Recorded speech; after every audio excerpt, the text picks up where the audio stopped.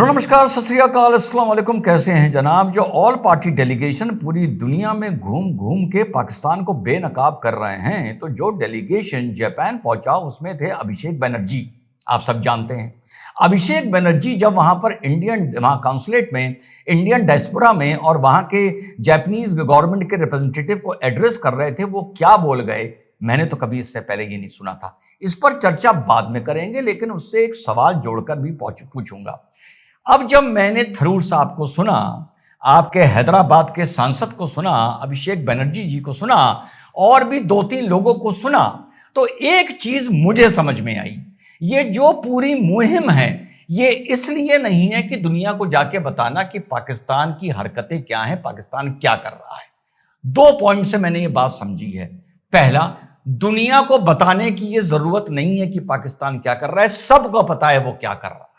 वो कोई स्ट्रेटेजिक मजबूरी हो वो अलग बात है। दूसरा यह है कि अगर भारत को दुनिया को बताना होता, आज भारत का इतना कद हो गया है कि पाकिस्तान क्या हरकतें कर रहा है, तो उरी के बाद जो यहां वाला सर्जिकल स्ट्राइक किया था उससे पहले भारत बताता। भारत ने बताया नहीं बताया। उसके बाद पुलवामा के बाद जो यहां वाला सर्जिकल स्ट्राइक किया था, भारत ने सर्जिकल स्ट्राइक करने से पहले बताया नहीं बताया। उसके बाद जो पहलगांव के बाद ऑपरेशन यहां वाला हुआ, क्या वो करने से पहले भारत ने बताया नहीं बताया। इसका मतलब भारत को इस बात की फिक्र भी आज की तारीख में नहीं है कि तुम क्या सोचते हो, पाकिस्तान क्या कर रहा है और तुम्हारे संबंध क्या है पाकिस्तान से, और हम अगर पाकिस्तान को कूटेंगे तुम्हें अच्छा लगे या बुरा लगे, हमें इस बात की परवाह नहीं है। तो मेरे हिसाब से ये पाकिस्तान की हरकतें बताने से ज्यादा इस बात के लिए ये मुहिम चलाई गई है ऑल पार्टी डेलीगेशन की कि भैया तुम भी समझ लो और पाकिस्तान भी समझ ले। अब कोई हरकत होगी तो फिर छुटके मारेंगे, छुट्टे ही मारेंगे और जबरदस्त मारेंगे।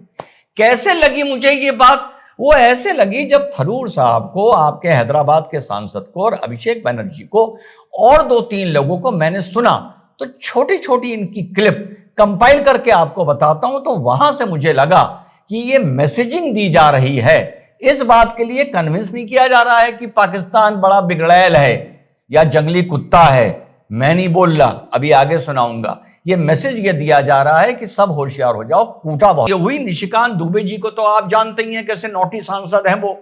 तो जब उनका नाम ओवैसी साहब के साथ लिया गया तो उन्होंने एक बड़ा मजेदार ट्वीट किया। उस ट्वीट में बड़ा जबरदस्त मैसेज छुपा था। मैं शब्द पकड़ के चलता हूं, और उन्होंने ओवैसी साहब को टैग करते हुए लिखा, मोदी जी की तारीफ लिखी और लिखा कि मैं और ओवैसी साहब पूरी दुनिया में जाके बताएंगे कि भारत में मुसलमानों के सम्मान के बारे में, स्वाभिमान के बारे में और समानता के बारे में। अच्छी बात यह है कि इस ट्वीट का हमारे आपके हैदराबाद के सांसद साहब ने कोई जवाब नहीं दिया, और वहां ये बोल के भी आए कि ये सरकार सबका बराबर ख्याल रखती है। और उधर अभिषेक बनर्जी ने बोल दिया है कि आतंक एक पागल कुत्ता है। अब इंटरनेशनल दौरे से मैं थोड़ी देर के लिए घर पर आ जाऊं और घर के हालातों को डिस्कस करूं। यहीं पर एक सवाल पूछूंगा जो आज आप में से बहुत लोगों को नकारात्मक लग सकता है, लेकिन उस सवाल में गहराई जरूर आपको आगे जाके पता चलेगी कि साहब एसआईटी ने रिपोर्ट कोलकाता हाईकोर्ट को हैंड ओवर कर दी है, जो एसआईटी कलकत्ता हाईकोर्ट ने बनाई थी। उन्होंने बताया है मुशीराबाद के दंगों को लेकर कि खुले तौर पर टीएमसी ने करवाए हैं। टीएमसी का नेता महबूब आलम दंगों की नेतृत्व कर रहा था।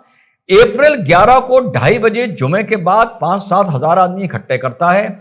यहां बात कोई हिंदू मुस्लिम राइट्स की नहीं थी कि मुसलमान ने हिंदुओं को मार दिया या हिंदू ने मुसलमान को मार दिया। यहां सरकार के वक्फ एक्ट के खिलाफ बवाल था, हिंदू से कोई लेना देना नहीं था। ये 5000 लोग 113 घरों को लूटते हैं और आग जलाते हैं, उनको आगजनी करते हैं, और 2 या 3 बेगुनाह हिंदुओं को मार देते हैं और सरकार मूक दर्शक बनी रहती है। उसके बाद जो भारत में आज की तारीख में मुसलमानों के अंदर आक्रोश और चिढ़ है, उस आक्रोश और चिढ़ का हैंडलर कौन है? क्या इस दौरे के बाद वो हैदराबाद का हैंडलर सुधरेगा, या वो हैंडलर भी अपने तरीके से इस देश में इस तरह की नस्ल तैयार करता रहेगा जिसके दिमाग में कहीं ना कहीं ये बात भविष्य में खुदा ना करे आए, क्या मैं भी एक जंगली या पागल कुत्ता बन जाऊं? क्योंकि मेरा नेता ये बोलता है कि भारत में मुसलमान वैसे रह रहे हैं जैसे नाजी में कंसंट्रेशन कैंप में यहूदी रहा करते थे।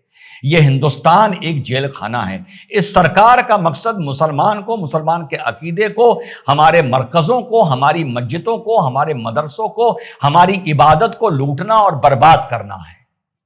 और यही सवाल अभिषेक बनर्जी से भी बाद में जाके जुड़ता है कि जो मुशीराबाद में महबूब आलम था, क्या वो भी एक जंगली पागल कुत्ता था? और अगर था तो अभिषेक बनर्जी उसका हैंडलर कौन था? तो विश्व में जाके तुम जो ज्ञान दे रहे हो, इसके लिए रिजवान अहमद तुम्हारा शुक्रिया करता है। तुम्हें नरेंद्र मोदी जी ने चुना है, इस पर कोई उंगली भी या शंका भी नहीं करता है। पर सवाल यह है कि अगर उनके हैंडलर एक जंगली हैंडलर पागल कुत्ते खड़े कर रहे हैं, तो ऐसा तो नहीं कि यहां के हैंडलर, मैं बिल्कुल ये नहीं बोलूंगा कि पागल कुत्ते खड़े कर रहे हैं, लेकिन महबूब आलम और भीड़ के लिए मैं जरूर बोलूंगा, क्या किसी ने उनकी ऐसी हैंडलिंग करी कि महबूब आलम भी पागल कुत्ता हो गया? या हिंदुस्तान में युवाओं की क्या ऐसी हैंडलिंग की जा रही है कि उनके अंदर इतना आक्रोश आ जाए या चिढ़ आ जाए कि 0.01% ही सही, वो भी जंगली पागल कुत्ते बनने को तैयार हो जाएं? तो पाकिस्तान को हैंडलर को तो हमारी सरकार निपट लेगी, पर जो विश्व में जाकर ज्ञान बांट रहे हैं, इसमें कोई हमारे डोमेस्टिक इश्यूज के हैंडलर्स तो नहीं हैं जो समाज को डिस्टर्ब न कर रहे हैं। यह था मेरा सवाल, जो आगे जाकर बहुत सटीक साबित होगा। जय हिंद, वंदे मातरम, खुदा हाफिज।